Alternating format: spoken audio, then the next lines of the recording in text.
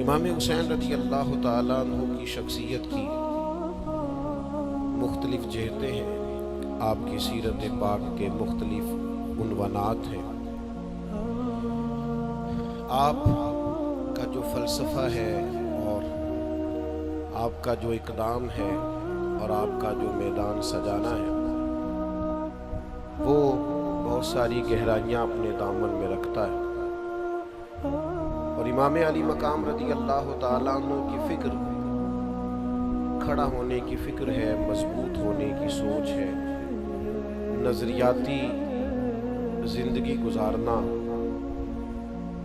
اور نظریاتی سرحدوں کا محافظ بننا، یہ امام حسین کا پیغام ہے۔ ہمارے ماحول میں اس طرح ہوتا ہے کہ کچھ لوگ ایسے ہوتے ہیں جو سوسائٹی میں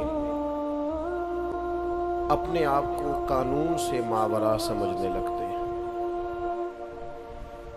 ان کا یہ مزاج بن جاتا ہے کہ ہم چونکہ ایک بہت بڑی شخصیت ہیں، ہم چونکہ وی آئی پی پرسنالٹی ہیں، اور ہمارے ڈھیروں اور ہزاروں اور لاکھوں میں جاننے پہچاننے اور محبت کرنے والے ہیں، لہٰذا شاید ہمیں کسی قانون اور کسی زاویے کا پابند نہیں ہونا چاہیے۔ تو یہ سوچ بڑی خطرناک ہوتی ہے۔ معاشرے میں ایک آدمی بھی جرم کر کے جب بچ جاتا ہے یا اپنے آپ کو بچانے میں کامیاب ہو جاتا ہے، اس کا اثر پوری سوسائٹی پہ پڑتا ہے، اس کے نتائج بڑے خوفناک نکلتے ہیں۔ ایک چور کے بچ جانے سے پورا شہر غیر محفوظ ہو جاتا ہے۔ آپ نے ایک قاتل کو کھلی چھٹی دے دی، اس کا مطلب یہ ہے کہ آپ نے بہت سارے انسانی اور قیمتی جانوں کو داؤ پہ لگا دیا ہے۔ اب تو اس کا دل کھل جائے گا، وہ جس کو چاہے گا جہاں چاہے گا۔ تو نتیجہ یہ نکلتا ہے کہ اگر قانون کی پاسداری نہ کی جائے، کچھ لوگ اس سے ماوراء ہو جاتے ہیں۔ یہ جو سوچ ہوتی ہے نا بادشاہوں کی سوچ، ان کا خیال ہوتا ہے کہ ہم کسی قاعدے کے پابند نہیں ہیں۔ اسلام میں جو خلافت پر زور دیا ہے، تو خلیفہ جو ہوتا ہے وہ تو نائب ہوتا ہے، صرف اللہ اور اس کے رسول کے احکامات طے شدہ ہیں، اس نے بس نافذ کرنا ہوتا ہے۔ اس لیے مسلمانوں کے ہاں بادشاہ نہیں ہوتے، مسلمانوں کے ہاں امیر ہوتے ہیں، خلیفہ ہوتے ہیں، جو صرف اس نظام کو نافذ کرتے ہیں۔ امام علی مقام سیدنا امام حسین رضی اللہ تعالیٰ عنہ جب میدان میں نکلتے ہیں تو امام حسین رضی اللہ تعالیٰ عنہ فرماتے ہیں کہ میں ان لوگوں کے خلاف نکلا ہوں جنہوں نے حدود اللہ کو توڑا ہے، جو اللہ کی حرام کردہ کو حلال کہتے ہیں۔ میں ایسے لوگوں کے خلاف برسر پیکار ہوں جو حدود کے قیام میں رکاوٹ ہیں، جو اپنے آپ کو ماوراء سمجھتے ہیں۔ تو امام علی مقام رضی اللہ تعالیٰ عنہ نے مضبوط اور بھرپور جد و جہد کی۔ ایک ہوتا ہے کسی شخص کے گھر کی دیوار گرانا، اس کی حکومت گرانا، اس کے محل کو گرانا، ایک ہوتا ہے کسی کی سوچ کو اور اس کے نظریے کو دفن کرنا۔ امام علی مقام رضی اللہ تعالیٰ عنہ کا کمال یہ ہے کہ امام حسین نے یزید کو اور اس کے نظریے کو دفن کر دیا۔ قانون کی بالادستی، خلافت کا قیام اور چھوٹے بڑے کی تفریق ختم کر کے شریعت کے دائرے میں لانا، سب کو حدود کا پابند کرنا، اس کو امام علی مقام رضی اللہ تعالیٰ عنہ نے عملی جامہ پہنایا اور نظریاتی سرحدوں کو ہمیشہ کے لیے مضبوط کر دیا۔ قرآن مجید میں اللہ تعالیٰ نے اس بات کا بیان فرمایا یا ایھا الذین آمنوا کونوا قوامین بالقسط، اے ایمان والو انصاف کے لیے کھڑے ہو جاؤ، شہداء للہ، لیکن یہ گواہیاں تم نے اللہ کے لیے دینی ہے، تم نے سٹینڈ لینا ہے، یہ جو تم نے انصاف کے لیے کھڑے ہونا ہے، یہ اللہ کی رضا کے لیے تم نے کھڑے ہونا ہے۔ اور تم کھڑے ہو جاؤ، تم سٹینڈ لے جاؤ، تم مضبوط ہو جاؤ، تم ڈٹ جاؤ اللہ کی رضا کے لیے، اور جو طرز ہمیں اللہ کا قرآن دیتا ہے وہ طرز بڑی انوکھی ہے. فرمایا ڈٹ جاؤ. وَلَوْ عَلَىٰ أَنفُسِكُمْ، اگرچہ اس میں تمہاری اپنی جان کا نقصان ہی کیوں نہ ہو، تمہیں خود ہی قانون کے دائرے میں کیوں نہ آنا پڑے، تمہیں اپنے آپ کو قانون کے حوالے کیوں نہ کرنا پڑے، اپنی ذات پر حدود کا تمہیں تعین لاگو کیوں نہ کرنی پڑے، لیکن تم ڈٹ جاؤ، اللہ کے لیے کھڑے ہو جاؤ، قانون کی پابندی کرو.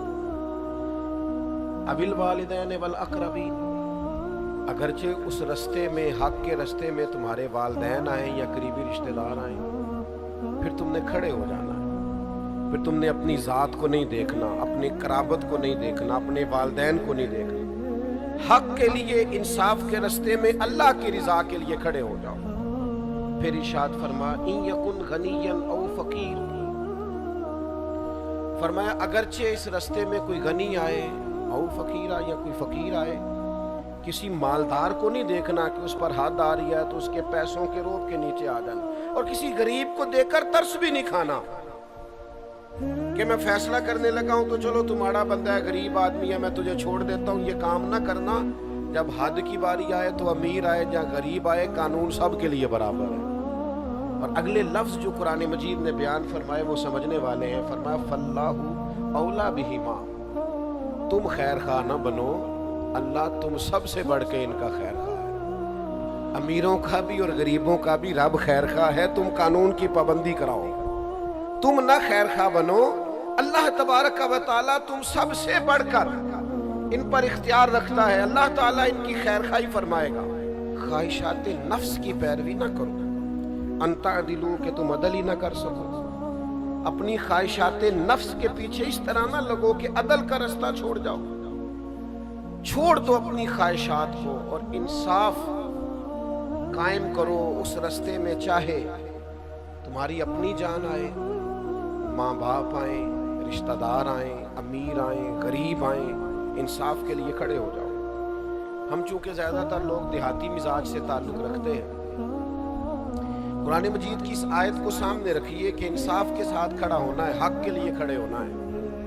اس میں چاہے اپنی ذات ہی کیوں نہ آئے، پھر اس کو پیش کرنا. حضرت عمر فاروق رضی اللہ تعالیٰ عنہ نے ایک بہت بڑا جملہ ارشاد فرمایا. آپ فرمانے لگے میں نے اپنے نبی پاک صلی اللہ تعالیٰ علیہ وسلم کو قصاص کے لیے اپنے آپ کو پیش کرتے ہوئے دیکھا.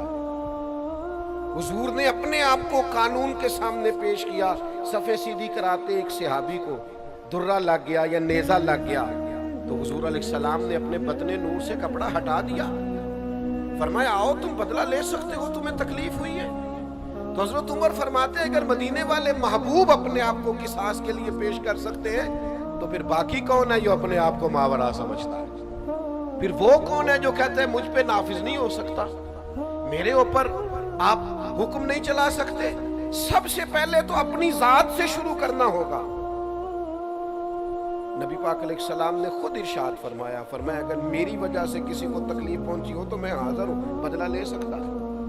اگر حضور اپنے آپ کو پیش کرتے ہیں تو ہما چما کس کھاتے میں؟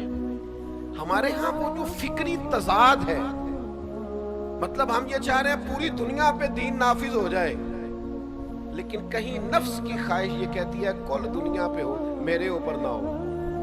تو معاذ اللہ آپ اپنے آپ سے پہلے سوال تو کر لیں، آپ اس کٹہرے میں آنے کو تیار ہیں؟ میں اس بڑے مجمع میں بڑے درد کے ساتھ ایک بات کہتا ہوں، اللہ مجھے معاف فرمائے اگر کہیں میری طبیعت میں کسی قسم کا کوئی تصنع ہو. میں نے بہت پہلے کہا تھا کہ بہت بڑی گدیوں کے وارث پیر نہیں چاہتے کہ ملک میں دین نافذ ہو جائے، نہیں چاہتے. اس لیے کہ انہیں کٹہرے میں آنا پڑے گا، انہیں اپنی اربوں خربوں کی جائیداد کا حساب دینا پڑے گا. وہ جو الگ سے ایک سلطنت قائم کیے ہوئے ہیں وہ سلطنت ٹوٹ جائے. ہمارا مزاج نہیں ہے بھائی، ہم تھوڑا سا ہٹ کے جینا چاہتے ہیں. ہم سفارشی کارڈ اپنی جیبوں میں رکھتے ہیں، ہم اپنی گاڑیوں کے پیچھے لکھوائے پھرتے ہیں میں فلاں صاحب ہوتا ہوں، میں فلاں صاحب ہوتا ہوں، میرا فلاں نام ہے. میری موٹر سائیکل کے پیچھے لکھا ہوا ہوتا ہے میرا فلاں علاقے سے تعلق ہے. آپ کوئی الگ مخلوق ہے؟ آپ نے جو موٹر بائک کے پیچھے اور گاڑی کے پیچھے لکھوا لیا ہے، اور آپ نے جو جھنڈا بلند کر لیا اپنی گاڑی پر، اور ایک آپ نے बल्ब जलने वाला और इशारे देने वाला लगवा लिया तो आप क्या है? कानून के दायरे में आप आएंगे, कानून के दायरे में। हजरत अनस बिन मालिक रदी अल्लाह ताला अन्हु फरमाते, नसर की बेटी रबी ने एक औरत को कुछ मारा था और उसके दांत टूट गए थे, तो हुजूर की बारगाह में मुकदमा दायर हुआ, तो नबी पाक ने फरमाया बदला दे ये। तो कहते हैं उन लोगों ने, नसर चूंकि बहुत अमीर लोग थे, कबीला बड़ा अमीर था, तो उसने अपनी बेटी के लिए जाके उनकी मिन्नत की, कहा यार तुम मेरी बेटी को माफ करो। नहीं माफ करते, काम से कोई तुम जुर्माना ले लो।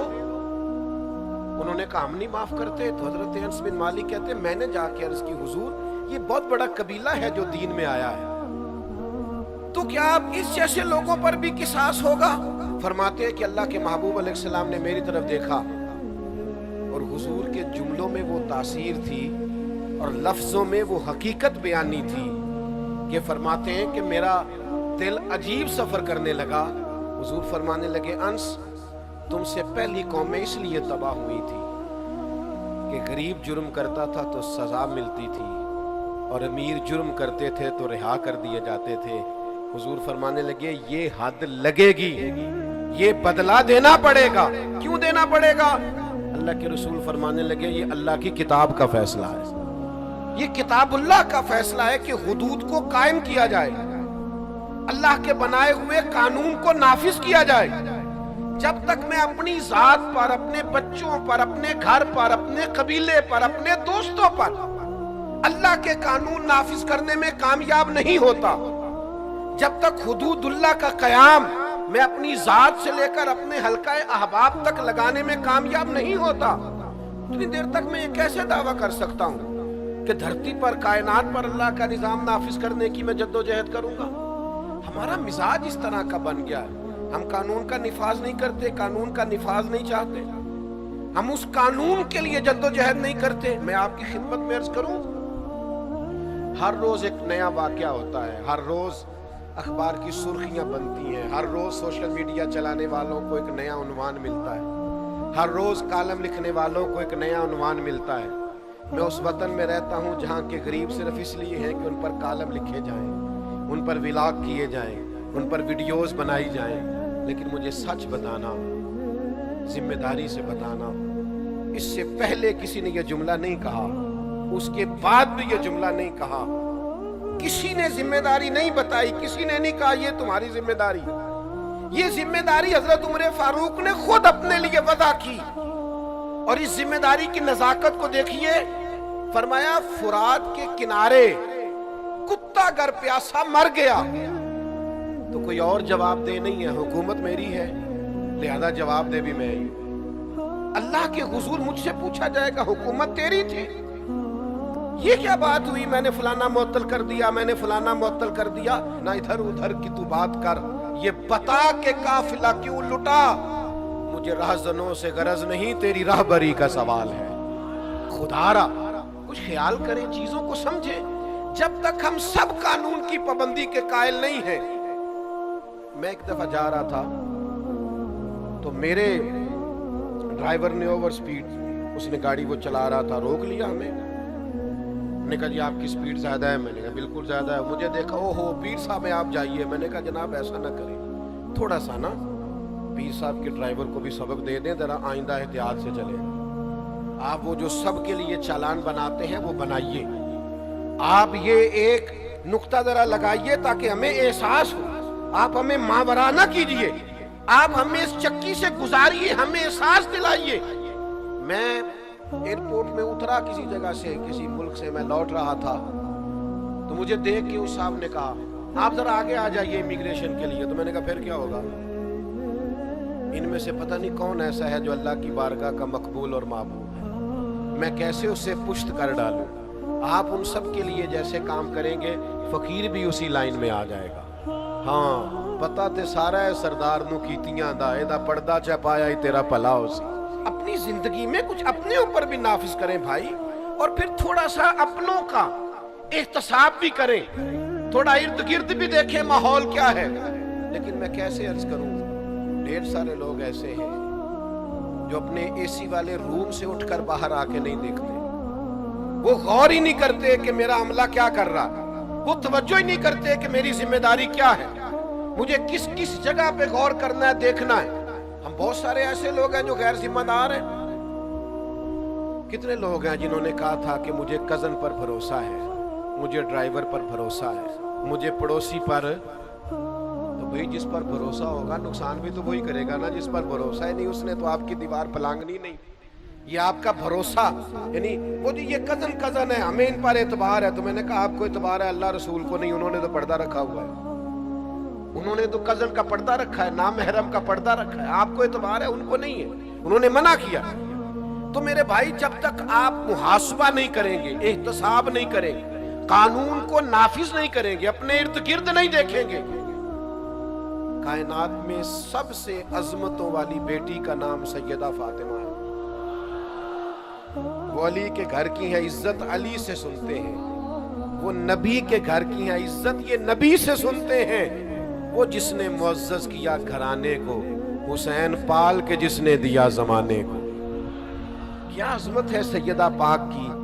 लेकिन जरा ये वाला रंग भी देखो ना, हुजूर की आदत मुबारका थी, करीम महबूब किसी सफर पे जाते तो जब तशरीफ ले जाते तो सबसे आखिर में सैयदा फातिमा के घर तशरीफ ले जाते, और वापस आते तो सबसे पहले सैयदा फातिमा के घर आते। रसूल रहमत अलैहिस्सलाम एक सफर से वापस आए, सैयदा पाक के काशाना नूर में तशरीफ लाए, और महबूब ने जैसे ही कदम रखा सामने, तो सामने एक पर्दा लगा हुआ था जिस पर कुछ नक्शो निगार बने हुए थे। रसूल रहमत वहीं से वापस तशरीफ ले गए। हजरत फातिमा परेशान हुई, मौला अली शेर खुदा से कहा मालूम तो कीजिए महबूब लौट गए और मैं मुंतजर थी ज़ियारत को। हजरत अली कहते हैं मैं हाजिर बारगाह हुआ तो महबूब फरमाने लगे मेरा और दुनिया की जेबो जीनत क्या ताल्लुक, मेरी बेटी और नक्शो निगार वाले पर्दे, लाड के नाम पर बच्चों को करोड़ों लाखों देते हो, प्यार के नाम पर उनका कोई एहतसाब नहीं। मोहब्बत और चीज का नाम है, और एहतसाब करना और उनको ठीक रखना ये एक और चीज है। और एहतसाब करने का मतलब ये नहीं कि आपको मोहब्बत नहीं। आप हर दफा बच्चे से पूछें वो सौदा लेने गया था तो बकाया क्यों नहीं लाया, आप उसका हिसाब करें, तेरे पास इतने थे। और लोग फखर से बता रहे होते मैंने कभी हिसाब नहीं पूछा, तो आपने जुल्म किया ना, क्यों नहीं पूछा। बेटे से हिसाब पूछे, उसे हिसाब की आदत हो, उसे अपनी जिंदगी में परखना आए। लोगों के साथ जब वो मामलात करेगा तो मजबूत रहेगा। नौजवान दोस्तों, हजरत सैयदा पाक रदी अल्लाह ताला अन्हा को जब पता चला ना कि महबूब तो मेरी वो नक्शो निगार वाले पर्दों से खुश नहीं हुए, तो सैयदा पाक फिर सैयदा पाक है, उनके करीब भी कोई ऐसी चीज नहीं आती। हालांकि ये जायज था, अगर कोई इंसानी सूरत नहीं बनी हुई उस पर तो ये जायज था, किसी के पास जायज पैसे हो तो यहाँ नक्शो निगार बने नहीं हुए। लेकिन चूंकि महबूब को पसंद नहीं आया तो सैयदा पाक ने उसी वक्त उतारा और अल्लाह की राह में खैरात कर। हम जब एहतसाब नहीं करेंगे, जब हम गौर नहीं करेंगे, हमारे घर में बातें हो रही होती हैं, हमारे बच्चे बातें कर रहे होते हैं, खानदान की गीबतें हो रही होती हैं, लोगों की पगड़ियां उछल रही होती हैं, हमारे घर में सब कुछ होता है, और हम जब मना नहीं ना करते तो थोड़ा सा इंतजार कीजिए, इस बच्चे की शादी हो लेने दीजिए। जो सारा कुछ ये आपके पास बैठ के गैरों के लिए करता रहा ना, वो आपकी बारी भी आने वाली, वो सारी बातें आपके लिए करेगा। अब मैं एक जगह पे 3 लोग बैठे थे, तो उनमें से 2 उठ के चले गए, तो मैं अकेला रह गया। तो एक साहब ने वो उनके पर्दे खोले और वो उनकी पगड़ियां खोली, वो हाल किया ये ऐसा है। और जब तक वो बैठे थे खुशामद कर रहा था, तारीफें कर रहा था, वो चले गए, वो हाल ही बुरा करने लगा। तो मैं बड़े गौर से देखने लगा, कहने लगे आप क्यों परेशान हो गए। तो मैंने कहा मुझे तो अपनी फिक्र पड़ गई है, वो 2 गए हैं, तूने कोई हाल नहीं छोड़ा, जब मैं जाऊंगा तो क्या असर करेगा, इसलिए कि मैं तो सूंघ गया हूं, तू क्या आदमी है, मेरे जाने पर तो अल्लाह जाने क्या हाल करे। नहीं नहीं नहीं नहीं, आप तो अच्छे आदमी है। मैंने कहा ये तो तू उनके मुंह पे भी कह रहा था, ये तो तू वहां भी कह ही रहा था भाई, वो तो मुझे समझ आ गई है तू किस लेवल और किस मिजाज का आदमी। तो याद रखिएगा एहतसाब, अपनों का एहतसाब। और अगर आपके दाएं बाएं जरा बराबर भी कोई शख्स शरीयत की हुदूद को पामाल कर रहा तो उसका पूरे तौर पर एहतसाब, बाज़पुर्स, ये बड़ा जरूरी है। अगर आप नहीं करेंगे تو آپ محسوس کریں گے کہ ماحول بگڑتا جا رہا ہے۔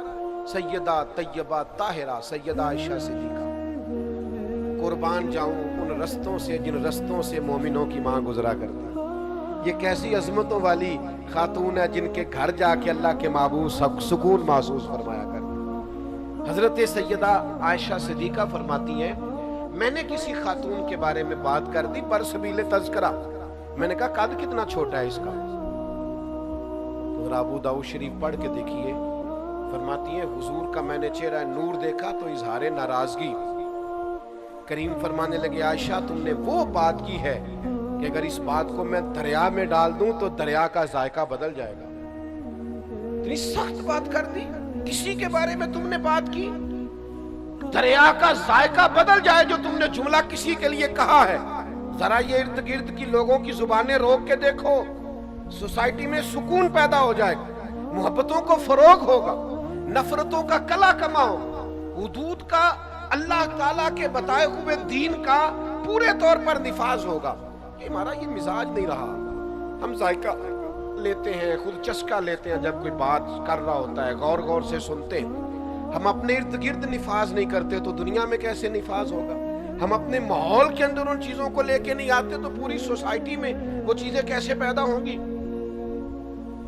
ہمارے ہاں نا حکومتوں کو شوق آتا ہے، جیسے کچھ سیزن نہیں ہوتا کچھ چیزوں کو چیک کرنے کا، ان کے ہاں سیزن ہوتا ہے، وہ سیزن میں آتے ہیں، کوئی دیواریں توڑ جاتے ہیں، کچھ دکانیں ہٹا جاتے ہیں، کچھ کو سیل کر جاتے ہیں، اور اگر کوئی مجھ سے ناراض نہ ہو جائے تو جو دکاندار آنے والوں سے مل ملا کے حساب پورا نہیں کرتا اس کی دکان بھی بند کر جاتے ہیں۔ لیکن باقاعدہ چیزوں کو دیکھنا، چیک کرنا، غور کرنا، احتساب کرنا، اللہ کی حدوں کو قائم رکھنا ہمارا مزاج نہیں ہوتا، ہماری وہ طبیعت نہیں ہوتی۔ اللہ کے حبیب علیہ السلام صحیح حدیث میں موجود ہے، بازار میں تشریف لے گئے حضور، اور نبی کریم نے گندم کا ڈھیر دیکھا۔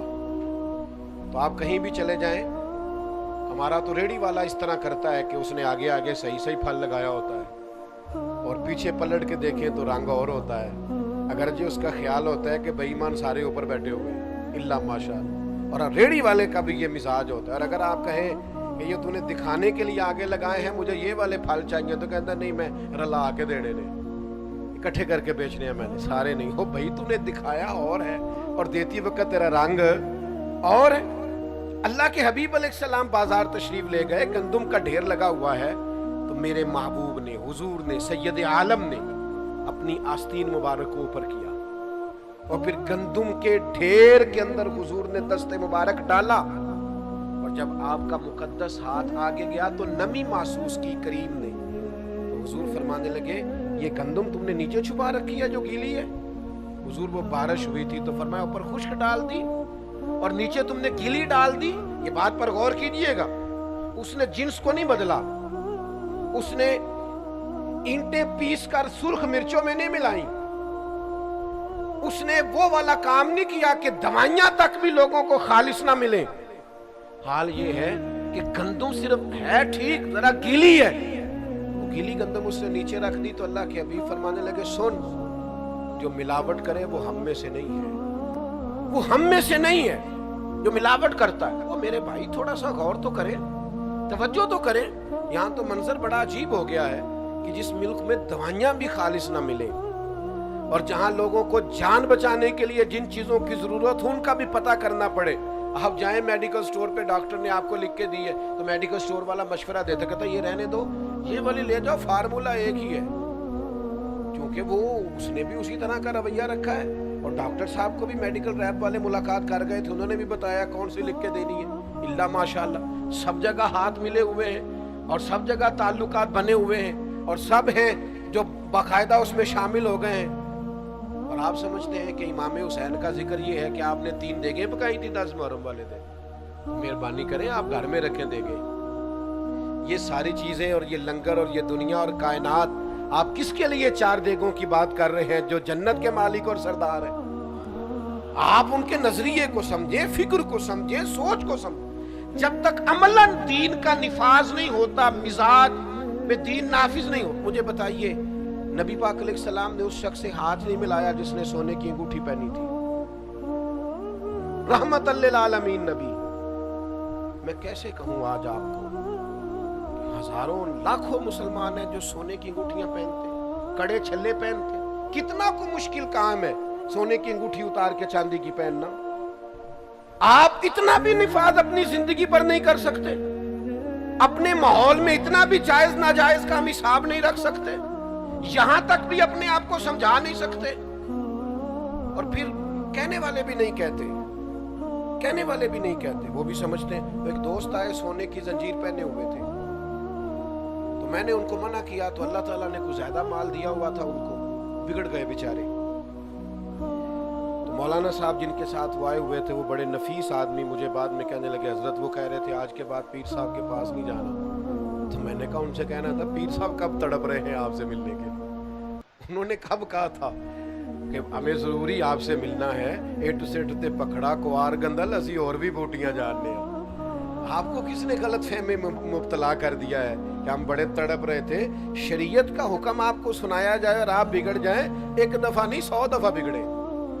आप 100 दफा बिगड़े, 1000 दफा बिगड़े तो सही, खुदारा दीन के नाम पर बिगड़े तो सही, पता तो हो कि दीन के लिए बिगड़ गए।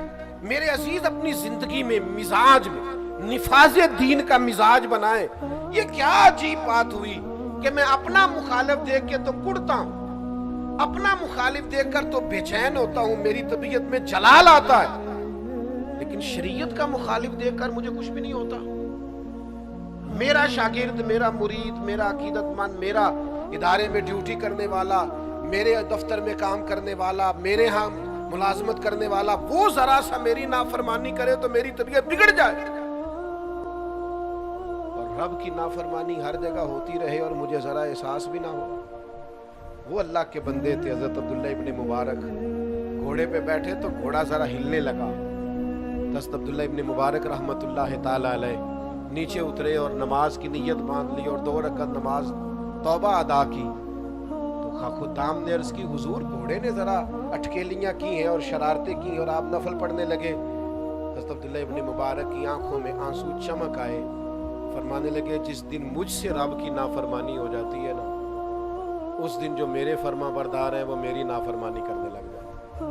तो इस घोड़े ने आज नाफरमानी किया तो तौबा कर रहा हूं, कहीं अल्लाह की मुझसे कोई नाफरमानी तो नहीं हो गई। भाइयों, थोड़ा सा समझे चीजों को। और आप निफाजे कानून और निफाजे शरीयत और हुदूद का तायुन जो हमारे दायरा कार में है वो तो करें, उसका तो लिहाज करें। पूरे मुल्क पर इस्लामी निजाम नाफिज कर दो, कोई खातून बगैर पर्दे के बाहर ना आए। वो तो जब नाफिज होगा तब आएगा ना, तो अभी आप अपने घर पे तो नाफिज करें ना, अपने अहले खाना को तो पर्दा कराए ना, उनको तो तलकीन करें ना बापर्दा रहने। जहां तक आप कंट्रोल रखते हैं वहां तक तो आप दीन की बात करें, लेकिन आप तो अपने घर के अंदर भी नाकाम है दीन के निफाज के लिए। और ये कि आप पूरी दुनिया में और पूरे मुल्क में नाफिज करने की बात कर रहे हैं। वो खास एहसास पैदा करें, अपना मिजाज इस तरह का बनाए जो कानून का पाबंद हो, अपनी तबीयत इस तरह की बनाए जो कानून की पाबंद। और फिर मैंने देखा है इस मुल्क में रहने वाले जो हर रोज कानून तोड़ते हैं, वो किसी दूसरे मुल्क में जाते हैं तो बेहतरीन कानून के पाबंद हो जाते हैं। वो डरते फिरते हैं, सहमे हुए होते हैं, किसी कानून को नहीं तोड़ते। और यहाँ आके वो बहाने बनाते हैं, जी यहाँ ऐसे ही चलता है। और जनाब यहाँ ऐसे नहीं चलता, जहाँ आप जैसा बंदा चलता है। वो ठीक हो जाए तो बाकी भी सारा माहौल बेहतर हो जाए। आप तो अपने अंदर तब्दीली लाएं, आप तो अपने आप को बदलें, आप तो अपने ऊपर गौर करें, अपने मिजाज को तब्दील करें, अपनी तबीयत के अंदर बदलाव लाएं, आप थोड़ा सा चेंज हो। और कानून सब के लिए बराबर है, उसमें आप किसी किस्म की गुंजाइश ना दें, किसी हिकमत के नाम पर किसी बुजदली का शिकार ना हो। क्या हो जाएगा, फलां बिगड़ जाएगा। मैं दोस्तों से अक्सर कहा करता हूं, लोग अपना मुकाबला ही नहीं करते हक बात कहने के लिए। अपना ज़मीर ही उनका कहता है दुनिया नाराज हो जाएगी, हालात खराब हो जाएंगे, तुझे क्या लगे, चल रहा है ना, सब ठीक है, चलने दे। गुस्सान के बादशाह जबिल्ला ने कलमा पढ़ लिया था। बादशाह यानी आज किसी के दोस्तों में कोई वजीर बन शामिल हो जाए दोस्तों में, क्या उसकी अथॉरिटी होती है। लोग मुफ्त में, मैंने तो ऐसे भी देखा है अपने देहाती माहौल में कि वो जो वोटर सपोर्टर होते हैं ना, MNA साहब के, MPA साहब के, वो बाद में कहते फिरते हैं हमने जितवाया जी इसे। तो मैंने कहा आप मेहरबानी करें, आप ना बोले, उसे बोलने दें। وہ تو नाम तक नहीं ले रहा। आप ना इजहार करें, उससे पूछें, वो तो कहता है कि माँ बदौलत चीज ही बड़ी है, इलाका प्यार ही बड़ा करता है। आप किस चक्कर में हैं? उसे जरूरत थी आपकी, उसने आपको बुला लिया, आप नहीं है तो खत्म होगी बात। लेकिन एक वजीर और एमएनए तक लोगों का ये मिजाज होता है, और एक मुल्क का बादशाह मुसलमान हो गया, और फिर वो हज करने के लिए बैतुल्ला आ गया, और जब वो तवाफ कर रहा था तो उसने बहुत बड़ा जुब्बा पहना हुआ था, बहुत बड़ा लिबास, और उसके पैरों के नीचे तक वो लटकता जा रहा था। जमाना था सैयदना फारूक आजम का। एक गरीब आदमी भी तवाफ में शामिल था। एक हज होता है, एक वीआईपी हज होता है, एक वीआईपी हज होता है। तो एक साहब मुझे कहने लगे कि हमारा पैकेज सबसे आला है। तो मैंने उन्हें कहा मसलन क्या आला है? कहने लगे कमरे बड़े बेहतरीन, रिहाइश बड़ी शानदार, खाना बड़ा जबरदस्त। तो मैंने कहा जब बैतुल्ला शरीफ में तवाफ करने जाएंगे तो फिर मेरा ख्याल है सारे इकट्ठे नहीं हो जाएंगे। ऐसा तो नहीं हो सकता कि बैतुल्ला शरीफ आपके पास आए, माअल्लाह के मैं आ गया हूँ तो घर में मेरा तवाफ कर ले। एक ही सफ में खड़े हो गए महमूद व अयाज, ना कोई बंदा रहा ना कोई बंदा नवाज, बंदा ओ साहिबो मोहताजो गनी एक हुए, और जब तेरी सरकार में पहुंचे तो सभी एक हो। ये मिजाज बनाए। तो तवाफ में गरीब आदमी थे तो वो जुब्बा बहुत बड़ा पहना हुआ था, तो एक गरीब आदमी का पैर जुब्बे पे आ गया, और जब वो आगे बढ़ा और पीछे से उसका कुर्ता खींचा तो बादशाह था, मिजाज बड़ा अनोखा था। पलट के उसने गरीब आदमी की तरफ देखा और एक थप्पड़ मार दिया। उसके होंठ फट गए, दांत टूट गए। और ये कोई वो वाला मामला नहीं था कि गरीब पर्चा कराने ही ना जाए कि क्या फायदा, मेरी कौन सी सुनी जानी है। चोरी हो गई 5-7 लाख की तो गरीब थाने नहीं जाते, वो कहते हैं छोड़ो ये ना हो इससे ज्यादा पर्चा कटवाने पे लग जाए, इल्ला माशा, रहने दो, जाते ही नहीं। गलत कह रहा हूं मैं गलत कह रहा हूं, सही नहीं कह रहा। गरीब आदमी थाने जाता ही नहीं, वो कहता हमें दीवार कौन फलांगने देगा, हमारी बात कौन सुनेगा, ये कैसे हो सकता है। जाते ही नहीं लोग, डरते हैं, सहमे हुए होते हैं।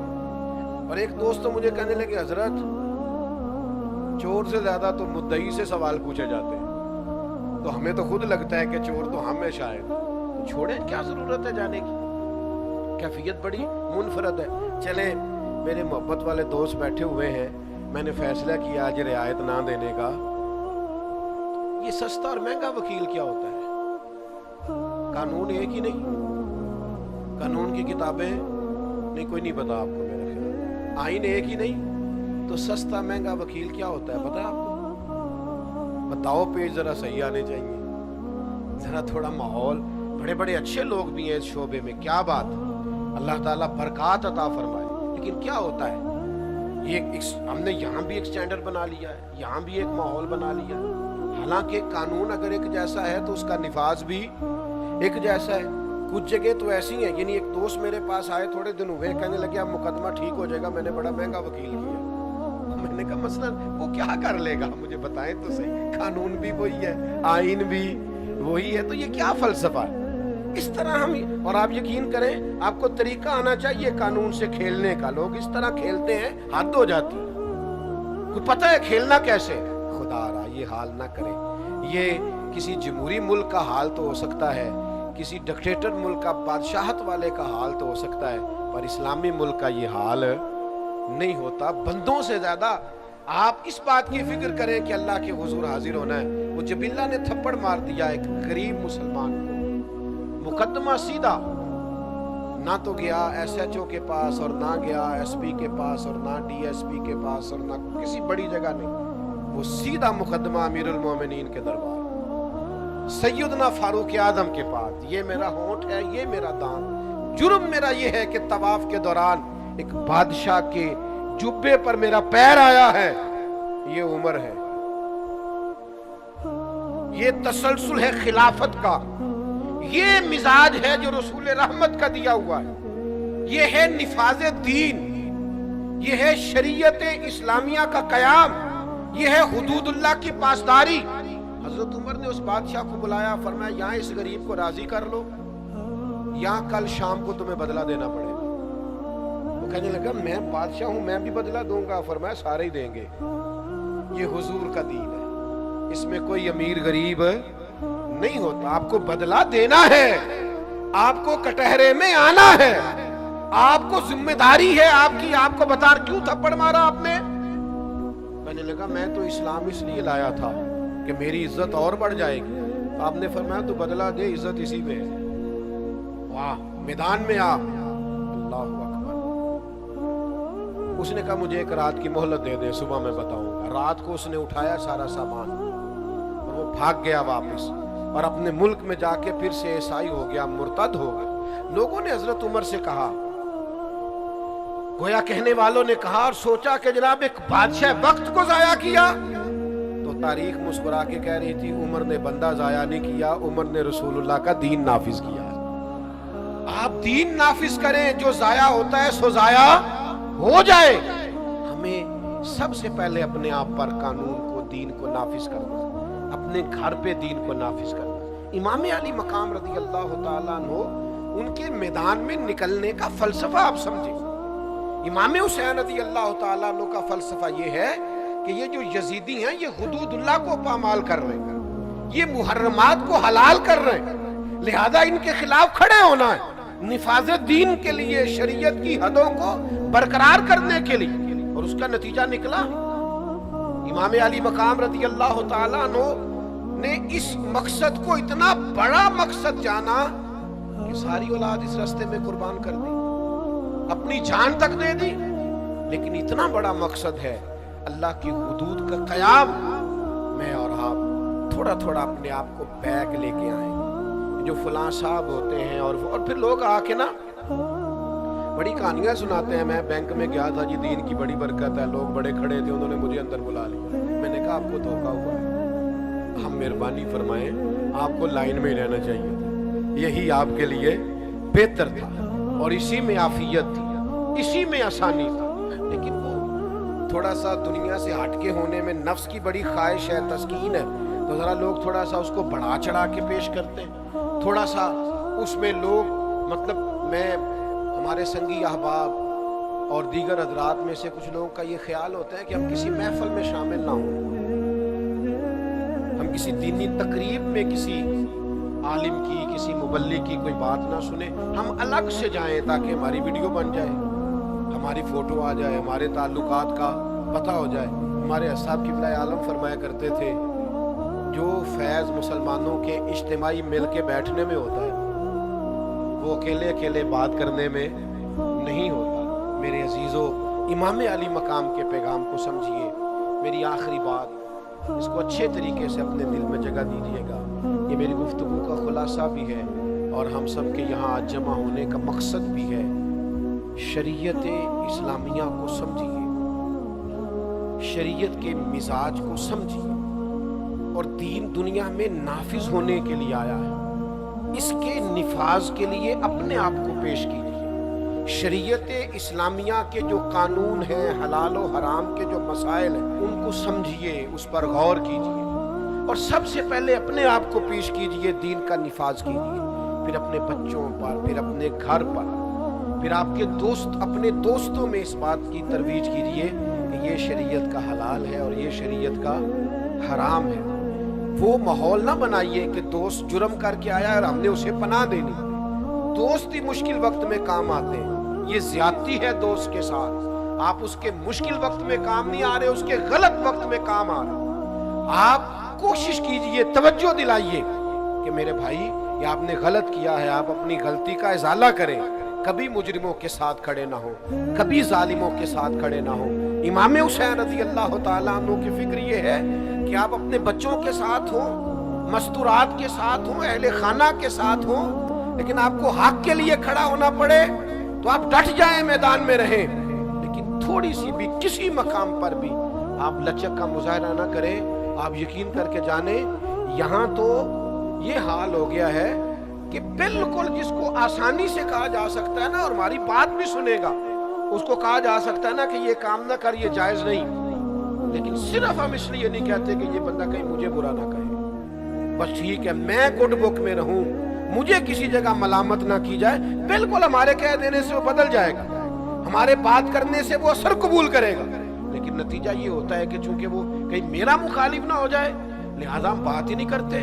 اپنے گھر میں، اپنے قبیلے میں، اپنے خاندان میں اس بات کا رواج پیدا کیجئے کہ ہمیں شریعت کے اصول اور قاعدے ضابطے ان کا نفاذ کرنا ہے۔ اللہ کے حبیب علیہ السلام نے دعا دی، کہا اے اللہ اس مرد پہ رحم فرما جو صبح نماز کے لیے اپنی بیوی کو جگاتا ہے، کہا اے اللہ اس عورت پر رحم فرما جو صبح نماز کے لیے اپنے شوہر کو جگاتی ہے۔ وہ میرے دوستو، اللہ کا فرض ادا کرنے کا ٹائم ہے، اور میرے گھر میں میرے اہل خانہ میرے بچے سو رہے ہیں، میری ذمہ داری تو یہ تھی کہ میں ان کی نیند نہ دیکھتا، شریعت کا قانون دیکھتا، اٹھو وقت نماز ہے، لیکن وہ یہ ذرا دیر سے آیا ہے، یہ رات کو ذرا جاگتا رہا ہے، اس کے پیپرز کے دن۔ اب کیا بات کر رہے ہیں آپ؟ اپنے گھر کے اندر بھی ایک نظام نہیں بنا سکتے؟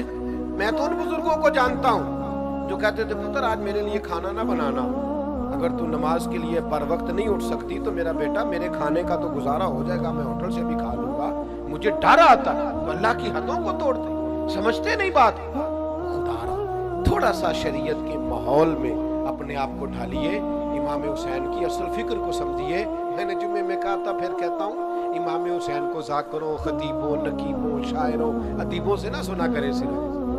امام حسین کو سننا ہو تو شریعت کا قانون دیکھیں، قرآن کی آیات پڑھیں، حضور کا اسوہ نور دیکھیں، خلفائے راشدین کی زندگیاں دیکھیں، امام علی مقام آپ کو سمجھ آئے گا۔ کوئی ان کا انوکھا فلسفہ نہیں ہے، وہ نفاذ قرآن کے لیے اور نفاذ شریعت کے لیے میدان میں ہے، وہ اللہ کا دین نافذ کرنے کے لیے میدان میں، وہ نظام خلافت کو پھر سے قائم کرنے کے لیے میدان میں۔ ہم نے اس کو موضوع تقریر بنا لیا، نکتہ افرینی، ہر سال ایک نیا نکتہ کربلا میں سننے کو ملتا ہے، ہر سال ایک نئی داستان سرائی اور نئی لذت سے واقع کربلا۔ چھوڑ دیں آپ، یہ کیا ہے؟ سادہ سا ان کا فلسفہ ہے، سادہ سا کہ ہمیں شریعت اسلامیہ کے ساتھ کھڑا ہونا ہے، اور امام علی مقام کے ماننے والوں کو بھی چاہیے ایسا نہ ہو کہ سارا سال یزیدیوں کے ساتھ رہیں اور یکم سے 10 محرم تک وہ حسینی بن کے میدان میں آ جائیں۔ ہم سے نہ رقم ہوں گے قصیدے یزید کے، ہم لوگ تو حسین کے سیرت نگار ہیں۔